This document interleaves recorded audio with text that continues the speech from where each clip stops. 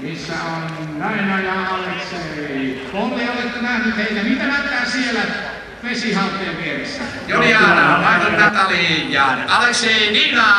Ja kuka ampuasee kärkeen, kuka se tekee, tekeekö se Julia? Lähtekö avoittelemaan tuota parasta aikaa, se mennään hetken kuluttua. Joli tuolla keskittäytyy tuohon ensimmäiseen askeleen, on tärkeitä askelia. Valmista on ja siellä lähtee ja lähettäjä pistoli ylhäällä tällä hetkellä ja katsotaan mitä tapahtuu. Puhuuko se pistoli vai onko se? Aina pistoli puhuu ja Joli lähti kärkeen. Joli painaa siinä kärkeen, lähtee puolella mäkeen kotiin tuolta Rapakolle ja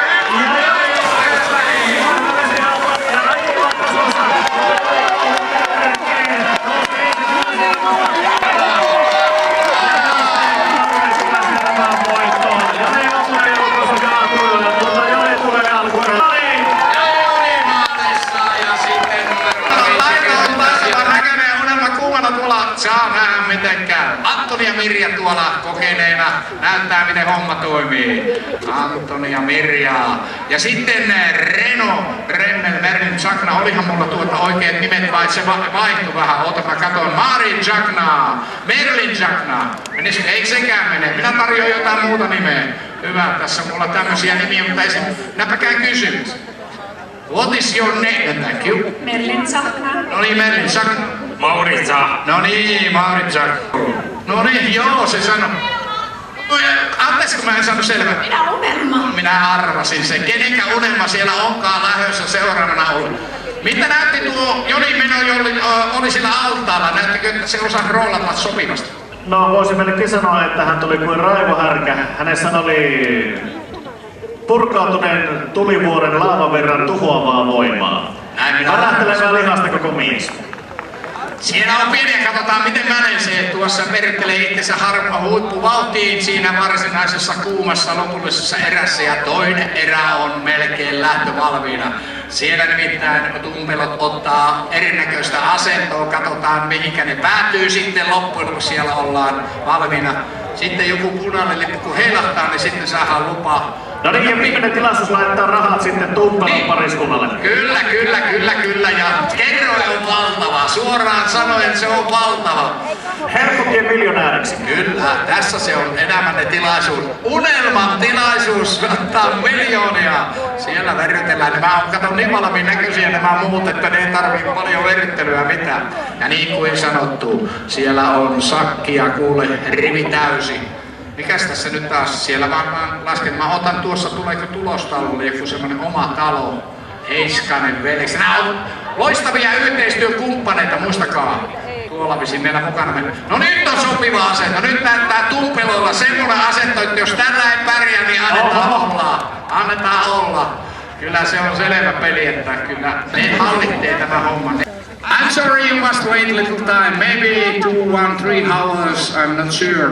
We must wait. Ei ehkä. I speak only minutes.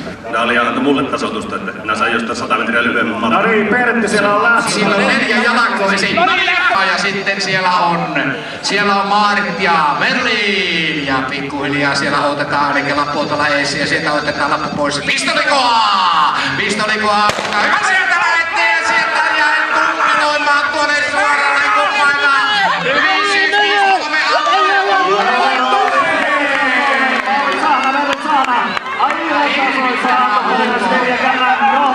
ja tumpelot tulevat aivan kyttelyasemissa kolmantena. Varmasti kolmannessa sijassa kiinni tumpelot tällä hetkellä. Ja sahnat tulevat rennosti loppusuoraan. Enää voittoa voimia säästelee, mutta kovaa kirjoittaa Mirja ja Anton ja tulevat kakkoseksi ja nyt siellä valon kello 56. Nico Gröfors ja Sini Rantasa. Katsotaan mitä lähtee lähettäjän lippu nousee valkea lippu, hyväksytäänkö lähtö, katsotaan. Mutta tämä ei ole volttaan lähtö missään tapauksessa, tämä on ihan normaali lähtö. Siellä pidetään vielä tällä hetkellä tuota meidän valkeata liinat sieltä lähtee, ei vielä. Siinä tapahtuu lähtö ja siinä menee, nyt tullaan tasaisen. Nyt nousee veden pinta Olli, nyt nousee nosto lahkeita. Kaikki suurin piirtein samalla vesi. Ja numerolla 54, Mikko Korvalainen, Tiia Vartiainen ensimmäisenä vesihaudasta ylös. Ja sätävät loppukurvaan ja taitaa tulla erävoitto, kyllä. Mutta tasapäisesti kamppaillaan kakkosijasta ja siellä sisäkurvan kautta kammetaan. Kalju kiinni kun tullaan loppusuoralle. Ja Mikko Korvelainen Tievaara Telesomi Finland, erävoitto ja finaali. Ja tasasta. Ja numerolla 56 Niko Grönborg, Sini Rantasala kakkonen ja Jelimuotoinen Tyrkkihaas. Hymyilevä sammakko, mutta elekkää käydä pussaamassa, sitä ei tiedä mikä siitä tulos. Aleksei Nina Jakin, numero 53, Mari Chakna, Vern Chakna, 54 siinä vieressä, Mikko Korvelainen Tievartiainen ja 57 Joni Juntonen Haavikko, Tiivi Jaana Haavikko. Ei pussi kui! Mitä käy Jonille? Joni kärryttänyt kuntautta. Sanoi, että pitää poikien juosta ja Joni aina menee ja hirveä humpaan päälle.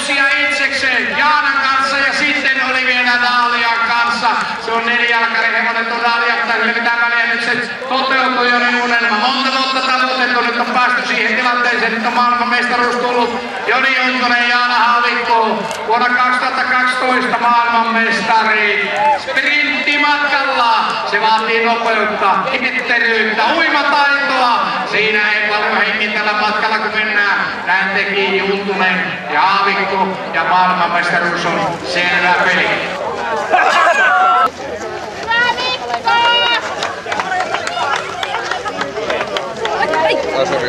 Nyt Joni Juntunen ja Jaana Haavikko maailmanmestareita vuonna 2012 sprintissä.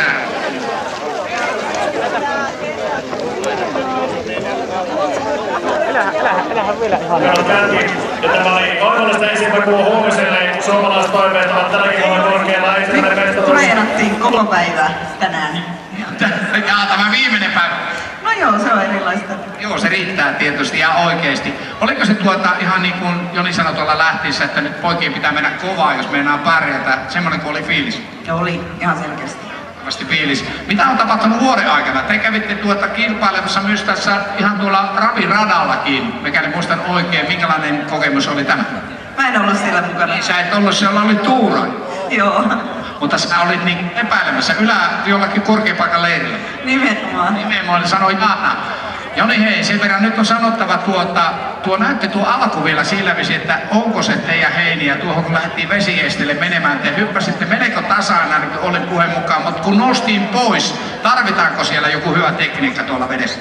Kyllä sitä tänä päivänä 3 kertaa harjoiteltiin tuo hyppy, niin iso apu oli siinä.